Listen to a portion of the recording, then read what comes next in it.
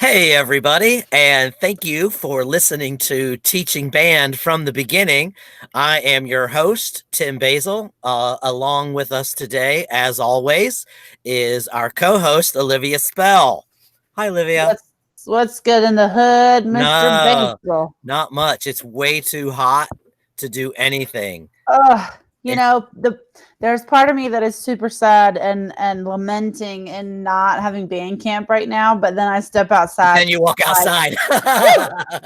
man, I'm glad we are not marching around a parking lot right now. Oh my god. And then like I guess what do they call it now? The feels like temperature Oh yeah. Last week is there was some days that was like feels like 105, and that's right, just insane. right. Oh my god. And it's like as soon as you walk outside, you start sweating because of the humidity is Oh just yeah. you can't escape. The shade does not shield you from the humidity. That's the part I No. hate worst. And we went swimming in my mom's pool yesterday, and it's like, oh, swimming on a hot day, and you step in the water, and it's like, oh, it feels like a bathtub, Yeah, oh, that absolutely, feeling. and I was at my house today, and it's nice and cool, and I'm wearing sweatpants, and, Olivia and I had a meeting today, and I was running not late, but almost late, and, I ran out of the house, and I realized when I got in the car, I realized I was still wearing my sweatpants as my glasses fogged up when I got in the car, but I didn't have time to go in and change, so I just had to deal with it and wear sweatpants when it was nice and warm out. Well, say when my car started at 100 today. Oh, that's crazy. That's ridiculous. And But it's just anywho, gracious. So, well, like I said, we met today. We kind of went and hashed out through some ideas for teaching high school band. This is what the topic we're going to tackle today is how do you teach high school band during the pandemic?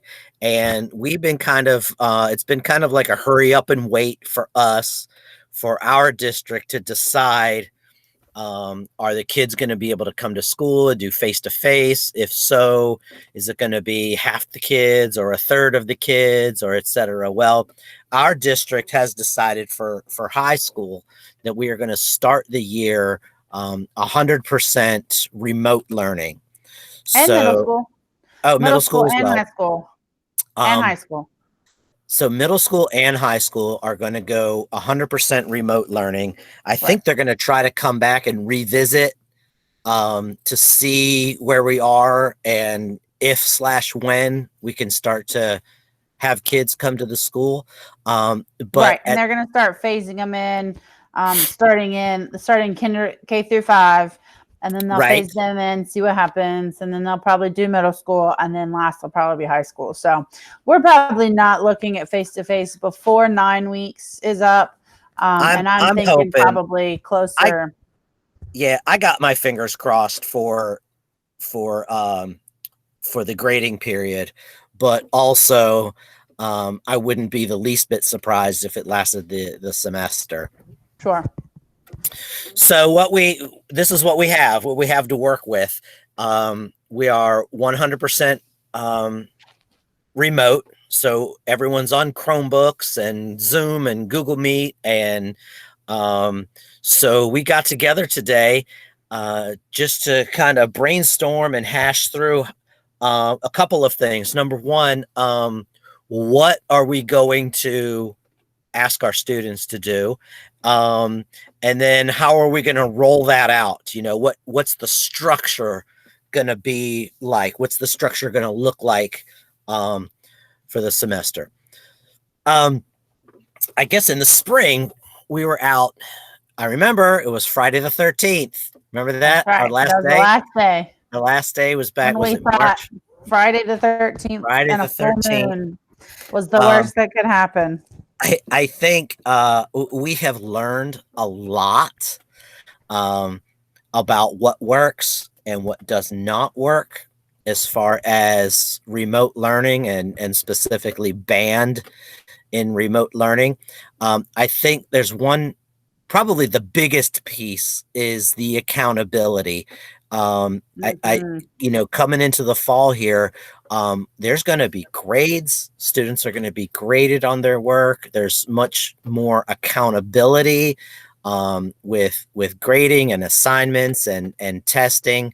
We didn't have any of that in the spring, only because we were just stumbling around. I've used this analogy before. We're stumbling around in a dark room, and just trying to figure it out. Everybody, administrators, principals, superintendents, everybody.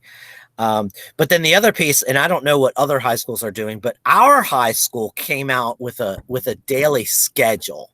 So they're saying, okay, first block is going to be from this time to this time, and then second block is going to be from that time. So there's a whole lot more structure this time around than there was in the spring, and I think that sets us up for a lot more success. Agreed. And I think, we've said before that, this past spring, what we all did was not remote learning or online teaching. Like, it was survival mode. Like, everybody immediately went into survival mode. And at first it was like, okay, we can do this till, for here in North Carolina, they said, middle of May. So we're like, okay, we can do this for 6 weeks. No big deal. And then, a couple weeks before that was up, they were like, okay, we're not going back. So then we were, okay, well, we can make it till the end of the school year. And now here we are, it's July. And I don't know about you guys, but our board just decided less than a week ago, like, this is what we're going to do. So we have, a couple weeks, if we use our own time, to kind of start wrapping our head around that. So, this past spring was survival, and we tried a couple different things. We kind of structured everything like a bingo card. Like, we put, our scales and our studies and our sight reading, and, shout out to Sight Reading Factory and Smart Music for giving out free subscriptions, because I know there are a lot of people utilizing those. So we were trying to get the kids to do that, and practice logs, and we kind of set it up like a bingo card. Like, every day you can pick an activity and just make sure you do so many a week, blah, blah, blah, blah, blah. And after the first couple of weeks, we had kids showing up to our meets and our hangouts and our Zooms and all that kind of stuff. But and then we also had some kids just check out and go on summer vacation, never to be heard from again. Right. It wasn't long into that first 6 weeks that they said, there won't be any grades given. And I think at that point, there were a lot of kids that just checked out, seniors included, Right. And I mean, that some of them had to work to support their families, or, things of that nature. So right. We had students that were deemed essential employees. We have several students that work at, like, the grocery stores, and different, if you were working anything to do with the food industry, you were deemed an essential worker. So those kids were working probably almost like a full-time schedule. We didn't see or hear from those kids other than them telling us, hey, I have to work. Right. So, and those kids I was very surprised that they were, I don't know how to say it politically correct. They were kind of sprinkled throughout the different kinds of kids in your band. Everybody has their kids. Everybody has the top kids, the all-state players, the ones who are practicing no matter what. You got your middle of the road kids that, enjoy band. They like the family atmosphere. They may not necessarily practice a whole lot, but they're good players. They're your strong second and third trumpets and clarinets. Yeah. And then you got your kids that, maybe I hate this phrase, but I love this phrase. They need band more than band needs them. That's exactly what I was just gonna say. You got those kids. So the ones that were working were those kids spread out. I just wanted to say that those kids are as much an asset to your band program as any of the other kids. Oh, absolutely. Because those kids in the beginning can turn out to be your top kids if you invest a little bit of time and energy in those types of kids. So, we found out that the top kids were going to do what they did their bingo card. They submitted their practice log. They're ready for all state next year, like that kind of thing. The middle of the road kids, they did an assignment here or there. Yeah, maybe half and half. Right. They showed up to the Google Meets, but they were here for stuffed animal conversations and, Mr. Basil answering the insurance guy on his phone in the middle of having a Google Meet and telling him that he didn't own that car anymore. Look, don't call my phone if I didn't ask you and offer me car insurance that I don't need when I'm in the middle of a meeting with my kids. That was the lesson that person learned. And then she fussed at me for being rude. Anyway, I could go on about that. You don't need that insurance, people. And then, right. And then that last group of kids, I don't know that they did much towards becoming a better player. They showed up to a few meets, but, once they said, we're not grading this, and then they kind of trickled off. And then the big one was when they said, we're not going back to school. We're not coming back. Yep. And then everybody dropped off the face of the earth. 50% drop. Like almost exactly, not exaggerating, in attendance that next week. And then it kind of came back up after end of the year kind of stuff. But so that's kind of what we did this past spring. We did some fun stuff. We did some TikToks and some raps and we had some kids. We asked the kids, like, who's practicing, but you're just not, videoing yourself and turning it in, or you're not submitting the the evidence. And a lot of kids said that, I'm practicing, I'm just not jumping through all the hoops type of thing. Right. So, and for our kids, I believed them. I believed 80%. Yeah. And then the other thing with that was we were literally thrown into that overnight. Right. I remember when we left on that Friday, we had every intention on coming back the next week. Mm-hmm. Maybe a couple of days, thinking like, snowstorm or hurricane days off scenario. No one even dawned on the fact that we would not ever come back the rest of the school year. And because that happened the way it did, it just threw everybody, teachers and students. Now, luckily we're kind of doing like with test submissions and things of that nature, we were already integrating Google Classroom into what we were doing. So I am kind of thankful for that, looking back on it. Yes. If we hadn't had any Google Classroom experience, there ain't no telling what would have happened. So I am thankful for that. But I definitely still, we didn't try to play any, we didn't try the virtual band thing. So, going into this year, in a truly quote unquote remote situation, Mr. Basil and I have talked a lot about schedules. We've talked a lot about, establishing those, norms up front and things of that nature. So we're going to try some new stuff this semester, based on a draft schedule that we've been given. We're going to try to meet with the kids, at least definitely meet with them full group once a week. And that's full group by class. By class. So the entire wind ensemble, the entire concert band, the entire color guard, the entire percussion ensemble. Right.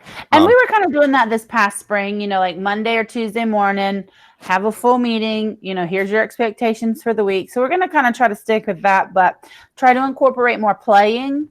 Obviously if you're in any of the Facebook groups or you're talking to any of your band friends, they can't play together, right? Right, Mr. Basil, let me and you clap on one. Ready? Ready, set, go. Go.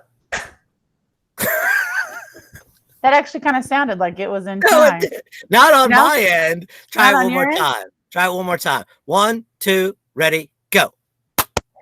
Oh my God. I clapped before you even started to. Yeah. So So you can't play together. can't play together. And that was an experiment. And that was not a failed experiment, by the way, because the experiment was to show everybody the time delay. So it was, I think that was a successful experiment. Absolutely. So you can't play together, which kind of, this past spring, I'm not going to lie, we can't play together. I don't want to play at all. But I realize now that was naive. And I think there's creative things you can do. I saw in one of the Facebook groups, some director had come up with a take turns exercise. So, we'll be up there and I'll say, okay, play a concert B flat. I'll play a concert B flat and then you play a concert B flat. And then this is where it's going to get awkward, is we're going to have to pause and wait for them to play their concert B flat, and then, okay, articulation exercise. So articulation exercise, rhythm exercises. Right. And I think, having the kids at the computer with us, with our instruments, is going to be way more engaging. Right. Than, here's a list of things for you to do this week. Absolutely. See you Friday. Mm-hmm. So we're going to be way more engaged with the students, and we're going to meet, like Olivia said, as a full ensemble. But we've also taken a look at that schedule and started to work in some ways where we can meet in sectionals. So take that full ensemble and split it by instrument into sectionals. And we've also looked at a way for students to be able to come in for office hours and do some individual studying, whether if they have questions or if they have, they want to demonstrate or ask for feedback.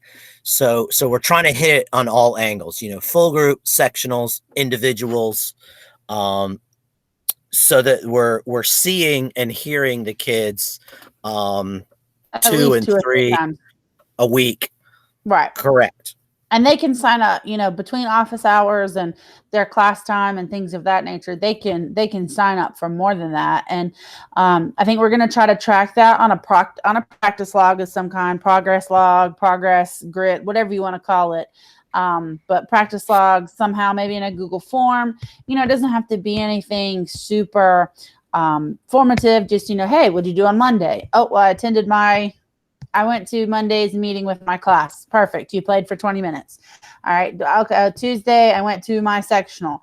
Perfect. You played for 20 minutes. Wednesday, I didn't see my sectional, but I worked on my all district solo. Check. So just so they're kind of staying accountable without having to put, I practiced 10 minutes on my scales and 15 minutes on my sight reading. And, I think they're not there for that. So correct. And I think the type of formative assessment that we do in a regular band room in a regular year, walking around, listening to people, giving feedback, we're going to be able to have a lot more of that going on, even though we're remote learning. And really, truly, that's where the teaching and learning takes place. The one that gets the grade and the grade goes into the grade book, that's really not a very big percentage of the teaching and learning, because the majority of the teaching and learning is you as the director listening to the students play and then giving feedback, and then them making adjustments according to that feedback. That's where the majority of teaching and learning takes place. Agreed. And I think that this time, engaging those students all around, and then, being able to give them that feedback will definitely add to them wanting to continue to get better. Absolutely. So we talked about what, we just now talked about, when we're going to meet, etc. But we also wanted to talk about what types of things we're going to ask them to play. I think at this point, full ensemble pieces are really kind of out of the question. We certainly could pass out a piece of music, but you're not going to be able to work on those full ensemble skills like you would in a band room. And so we're going to start to focus on scales and our all county and all district solos. And we're going to incorporate some theory, and do like a theory worksheet. Sometimes we do those in the beginning of the class as bell ringers, but if we do that throughout the week, we can say once a week we've got this theory piece to it. Solo and ensemble music for our kids to work on. Yeah, I think this is a great time to incorporate solo music and chamber music, and all the things that kids can learn from that, playing by themselves, playing with others. There's some good tools out there the kids can use, like a cappella or Soundtrap. For Soundtrap, that was the one I couldn't think of. Recording and collaborating, and working on all those kinds of things, especially the accountability piece that chamber music can teach you. And I was telling Basil today, if we come out of this and we have like a CD or a playlist of the kids' different solos and chamber music, I think that'd be really cool for them and their parents to have. This is the year we couldn't have marching band, but look, this is what we did instead. Right. Yeah, this is what we did instead, and it was really cool, and they'll have that, forever. So I think now's a really great time to be able to incorporate that kind of stuff. Yeah. And so we also thought about, what if, a student's working on these things that we gave them, their scales, their solos, etc., and they want more. Well, we have a method book.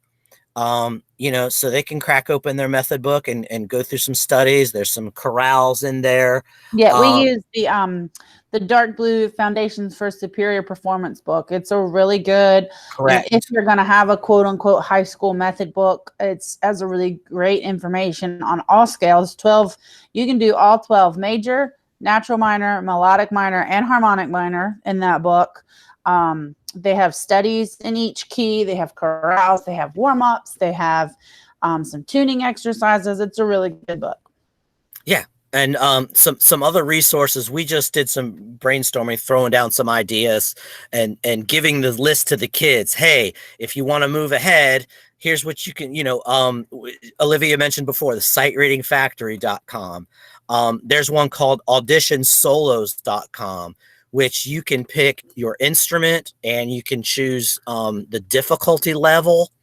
And I think in that version, Olivia, you talked about like an accompanying soundtrack. Yeah, on some of those different solos, they have a soundtrack that you can download and play with. So if you're going to do like a solo chamber music kind of thing, you have a kid pick a solo that has a track. I think it's like $8.95. They can buy the track and then play it with them, which is a really cool experience for those kids.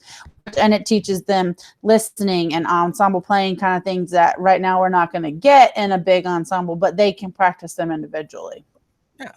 And then the other thing we thought about was, especially in the fall, we're performance based. All of our sites are set on that performance, preparing for the performance. And I think especially in high school, when you don't have that, it's it's hard to have the incentive of, why am I working on this? Right. To what end? So we kind of we thought our grading periods are 9 weeks long. So we thought, hey, what if we do 3 projects? We'll call them projects, and each one they have 3 weeks to work on. And it can range anywhere from, if someone's interested in composing, or they want to go and pick a solo or an ensemble piece to work on, so that it's something extra that's their own, that they can work on. And then we talked about putting in like little benchmarks each week to make sure that, if it's a 3-week project, that the students are doing what they need to do for 3 weeks, not waiting till 3 days before it's due and then throwing something together. Mm-hmm. Along with that project, there's the app. It's the acapella. And a student can record themselves playing and then play, another line in the chorale on top of themselves. Like that was an example.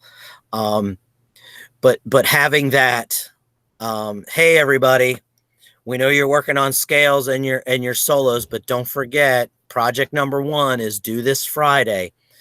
so that they have a target in mind. Yeah, absolutely. And again, back to they'll have something to take away from all of this once it's done.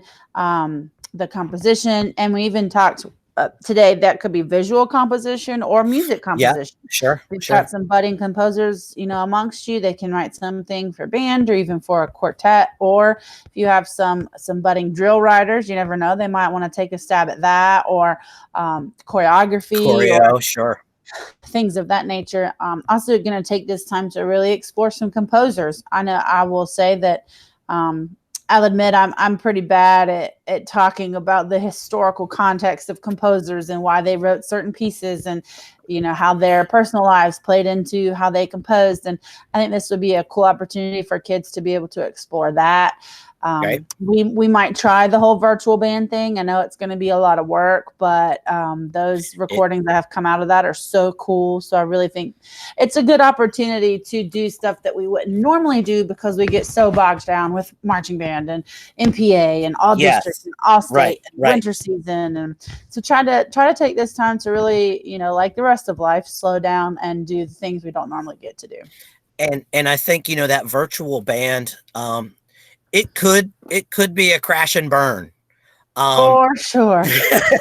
But I think the students, and I think we as well, will enjoy the experience of putting the things together, of learning the music and recording it and putting it together and that sort of thing. And actually, I haven't gotten to tell you this since our conversation this afternoon. Yeah. A friend of mine from college put on Facebook that him and some colleagues are actually doing a full virtual band package.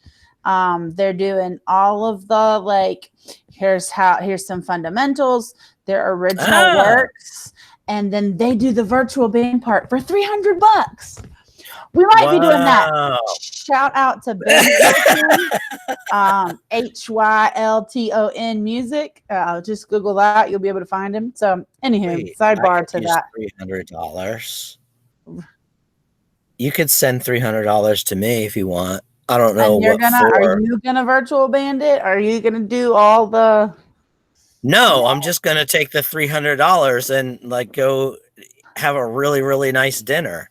I just thought I would throw that out there if anyone was interested. If anyone had $300 sitting around that they didn't know what to do with, I will rent free. I will let you leave your $300 at my house rent free. How's that sound? Oh, look at that. I think that's a great idea. So, anywho, I think I'm excited about what we're going to try this time around. I hope it'll be a little more engaging for the kids. Absolutely. I think there's going to be a lot more structure. I think that's going to help a lot. Structure as far as the framework of what we're playing, as well as, the daily structure, the schedule of the day. Right. And, I don't know if we covered this or not. I don't think we did grades. Our district didn't do grades this past spring, but there is going to be an accountability grading piece this time around. So we're thinking we're going to kind of take a little checklist. Did you do your practice log? Check. Did you submit your concert B flat scale? Check. And make a checklist. And so if they do everything. Did you attend the meeting? That's right. Did you attend the meeting? Yeah. Did you attend your sectional? Did you sign up for a private lesson time this week? That kind of stuff. And just if you do everything you're supposed to do throughout the week, then boom, there's your grade. So I hope it'll be more engaging. Tim, and as we're talking through all of this, I know we're a teaching band from the beginning podcast, but I don't see why this couldn't be adapted to your 7th and 8th graders. Absolutely, 100%. And I think we had talked about, today, the focus of our discussion is all on high school. But I think we need to do this for middle school as well. Right. And I heard someone say this, and I think it's so true. This coming school year, every teacher is a first-year teacher. Oh, yeah. None of us have ever done this before. No matter what the no matter what it looks like in your area or your district, none of us have ever done this before. So we need to talk about it and help each other out and figure out what works and what doesn't work. And I think we're going to spend the next few episodes talking about that, just so that we can be another resource to help other band directors figure this out. Because I know the ideas that we have, they weren't all my ideas. I've been talking to people and getting different opinions from here and there and trying to figure this whole thing out, because it's brand new for everyone. And one of the things that I think is the hardest, and I'm going to be a little vulnerable and admit this up front, I think the hardest thing about all of this right now, and this has always been true, but even more so now, you cannot compare yourself to anybody else. You have to find what's going to work for you. You have to find what's going to work for your kids.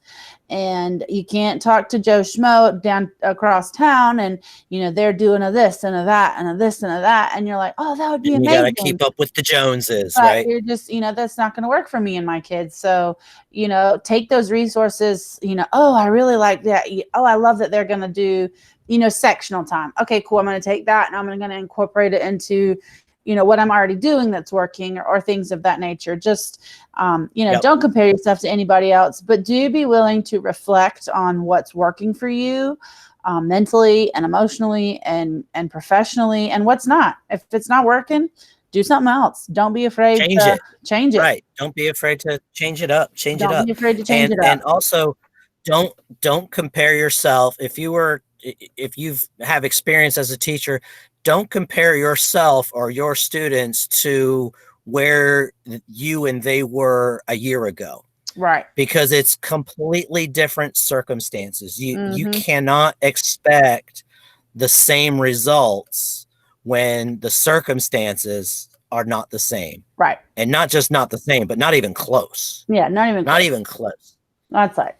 Everybody's a first year teacher. So we're here. We're a resource. If you want to drop us a phone call about ideas you had or things that, what you want to hear us talk about, let us know as we work through all this together. Absolutely. Go to the Facebook page, Teaching Band from the Beginning. Leave us a comment, send us an email. I'll put our podcast address in the description. So if you want to leave a voice message, you can leave a comment, you can ask a question, you can leave a suggestion. Hey, I tried this, it really works, or I tried this and it stunk. Don't do this, or whatever it is. Let us know so we can share your ideas with everybody else. I think that would be great. Awesome. Yeah. Wow. Here we are. My muscles are sore because my daughter asked for a tree house. And so I'm in the middle of building in our backwoods a tree house. Oh, Lord have mercy. And then I don't have all the exact correct tools. I have tools that will I'll give you for instance, this one board was way too long, but I don't have a cordless circular saw and I don't have an extension cord that's that long. So I had to break out the old hand saw. Oh my gosh. I can just see you at a tree like this. No! And now my muscles are so sore. And just oh my God. You got it. I believe in you. Thank you. I'm going to see what happens. And then the other thing I learned today when we went up to the school, do not park behind the trash truck. Now, I didn't actually park. I was sitting there. I was actually still in drive. The car was still on. And I was waiting for him to back out so I could pull in, because you know how band directors park, by the back door, right? By the back door, right. And so I'm waiting for him, and he finishes and he's backing up. And as he's backing up, I'm thinking, oh, he's going to go around me. Surely he sees me. He must be able to see me, right? So then I back up a little bit, and then I think he was messing with me. And then he kind of got as close as he could without hitting me. And then as I looked up at him, I waved and he kind of gave me a smirk. I think he was messing with me. Oh yeah. So don't do that, people. Don't do that. Don't park behind a trash truck. Life lessons with Mr. Basil. I'm here to help. Okay, so we're going to continue to talk about just how to survive in this new situation. I think next time we're gonna try to focus on middle school. Yep. And do a few of these episodes to help people before we before we all get our feet underneath us in this new situation. So yep. There you go. All right. Thanks for listening. Thanks for listening. Wear your mask. That's right. And don't shame someone if they're not wearing their mask, because you don't know what kind of psychosis they have or weapons. Just like, don't go near them. That's my strategy, as I just kind of go. I like that walk one. Around the other way. So who knows, right? All righty. All right, people. We will see you next time. This has been Teaching Band from the Beginning. I'm Tim. This is Olivia. And we'll see you later. Peace out.